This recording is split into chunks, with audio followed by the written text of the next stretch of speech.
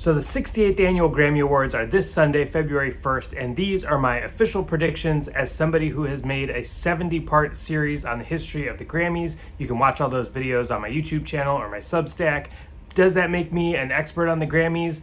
Not really, because the Grammys are kind of unknowable. They do weird things every year, they're impossible to predict, but I'm going to try anyway. Starting off with Best New Artist. The Grammys have an unfair reputation when it comes to this category. There's this talk of a Best New Artist curse, but this is actually one of the categories they usually get right, at least more right than the other categories. So in this category, the nominees are the Marias, great band. I don't think they have any chance of winning. Lola Young, probably my favorite artist on this list, but I don't think she has the name recognition that the other ones do. I don't think she's going to win. Leon Thomas, I also would be shocked if he won. Cat's Eye, I don't think they're going to win. Alex Warren and Somber. I wouldn't be totally shocked if one of these two won. They both had massive hits. They had a lot of Billboard success, but I kind of think they'll cancel each other out. I don't think they're going to win. Next, Addison Rae. Now, I really could see her winning. I saw her album pop up on a decent number of end of the year best of lists, and I kind of feel like this is a two-horse race. Like last year, it was between Chappell Roan and Sabrina Carpenter. I correctly predicted Chappell Roan, which a lot of people gave me crap for in my predictions video, but I was right.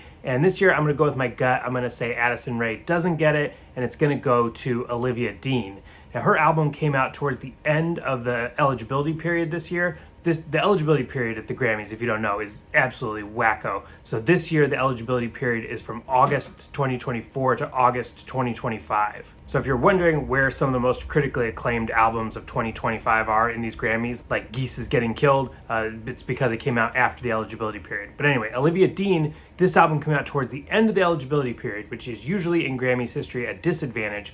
But I feel like she was really picking up steam as the voting was actually occurring. The voting takes place towards the end of the year. So I do think she has the momentum. I think she's going to reach a broad range of voters. Best New Artist is one of the big four categories, so everybody gets to vote, and I think she's going to reach across a lot of different genres. So I'm going with Olivia Dean, Best New Artist. Continuing on with the big four, let's talk about Song and Record of the Year. So this has to get explained every year. Why are there two different big four categories that go to individual songs?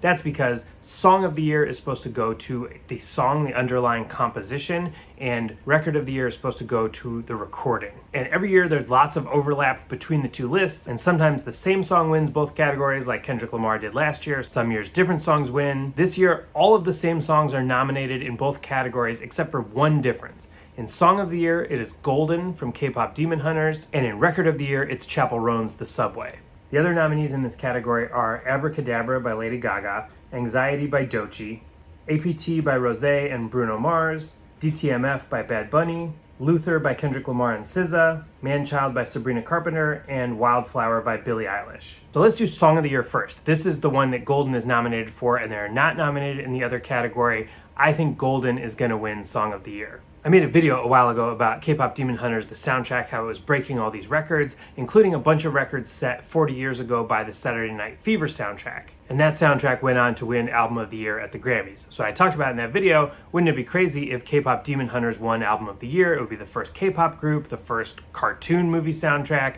but then it wasn't even nominated. Grammys has a long history of bias against K-pop. They're constantly snubbing K-pop, and so I kind of think voters are going to give it to Golden here because they're not going to be able to vote for it in Album of the Year or Record of the Year, so they're all going to be funneled to Song of the Year, so that's my pick. That leaves it open for one of the other songs to win Record of the Year. I don't think it's going to go to Chappell Roan. I've seen a lot of people predicting Kendrick Lamar and SZA for the song Luther, which I love that song. And Kendrick's album did come out at the end of 2024, and albums that have been out for a longer time usually do better at the Grammys. But he won last year, and I just can't see him repeating. It's pretty rare for an artist to go back-to-back. It does happen, but it's only happened a few times.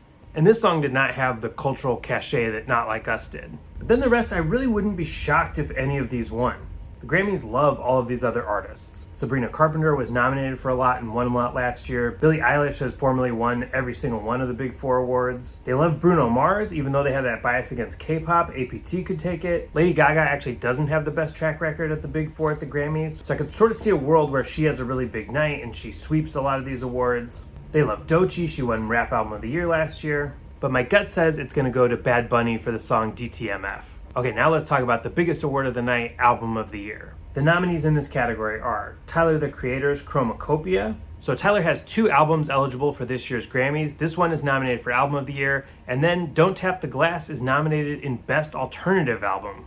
Very weird. I don't think he's going to win in either category. Leon Thomas is nominated for his album Mutt. I can't see that winning.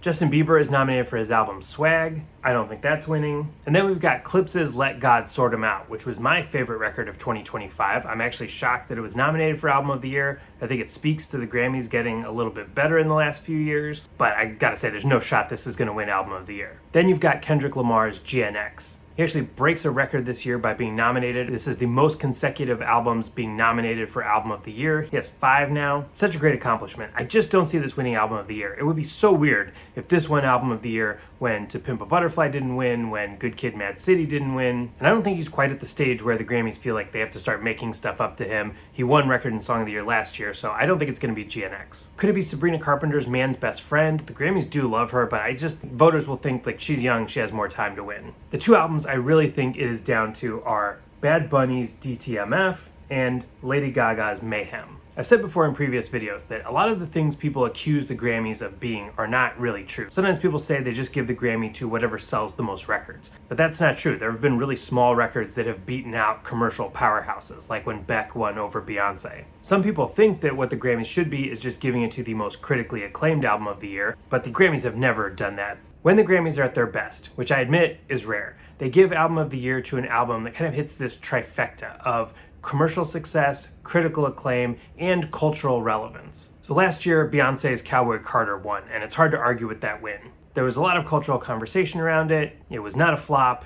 Reviews were mostly positive. That's a good Album of the Year win. So both the Bad Bunny album and the Lady Gaga album fit that criteria. Both albums sold pretty well. Both albums appeared on a lot of best of 2025 lists. Probably the Bad Bunny one more and in higher spots, but they're both there. And both Lady Gaga and Bad Bunny are very important, culturally relevant artists. So it's hard to pick a winner here, but I'm gonna go with Lady Gaga's Mayhem, and for kind of a cynical reason. Even though she does meet all this criteria and it's not a bad Album of the Year win, I think the reason it's gonna win is because during last year's Grammys, there was an extended Lady Gaga commercial where they played almost the entirety of the video for Abracadabra. So I think this album has been in the minds and in the ears of Grammy voters since last year's awards show. They've had all year to think about it. That usually gives an advantage. Lady Gaga has also never won in any of the big 4 categories before. She's had some pretty strong contenders before, so this will be a little bit of a make-up to her, but also deserving. So that's my pick for Album of the Year, Lady Gaga's Mayhem. All right, that's it for my Grammy predictions this year. Let me know your predictions in the comments. Let me know what you think I got wrong. And after the ceremony, stay tuned for my recap in my Every Grammys Ever series.